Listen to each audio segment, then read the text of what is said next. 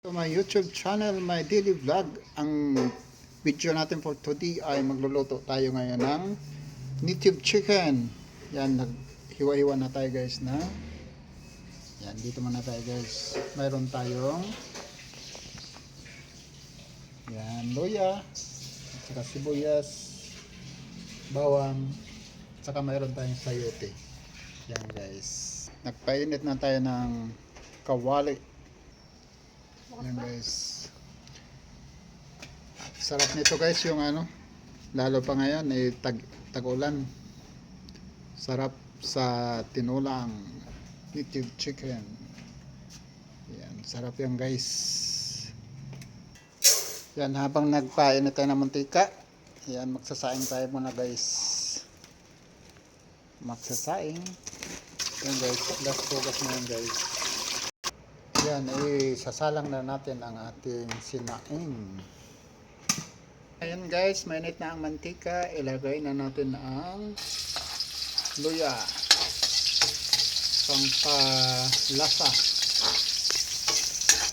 Isunod na natin ang bawang. Sunod na natin ang sibuyas. Kaya palabasin natin guys yung amoy na napakasarap. Amoy pa lang, talagang ulam na. Yan. Pa-brownie natin kaunti. Yan guys, medyo brown na kaunti. Ilalagay na natin ang ating native chicken. Yan. Yan, nabili natin yung guys sa palengke.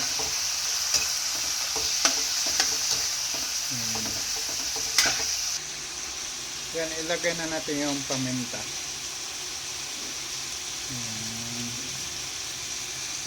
Paminta, pampalasa.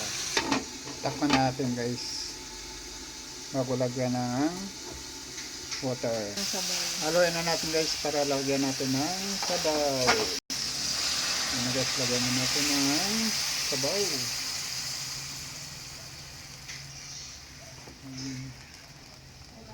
Takpan natin ulit guys para yan guys, magana tayo ng gurami. Pero ito tayo habang hindi pa luto yung natin guys, tinulang manok. Yan guys, malalaki yung gurami. Yan, gurami.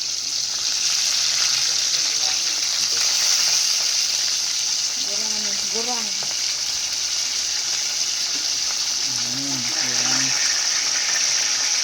Ayan guys, linagyan na natin yung sayote.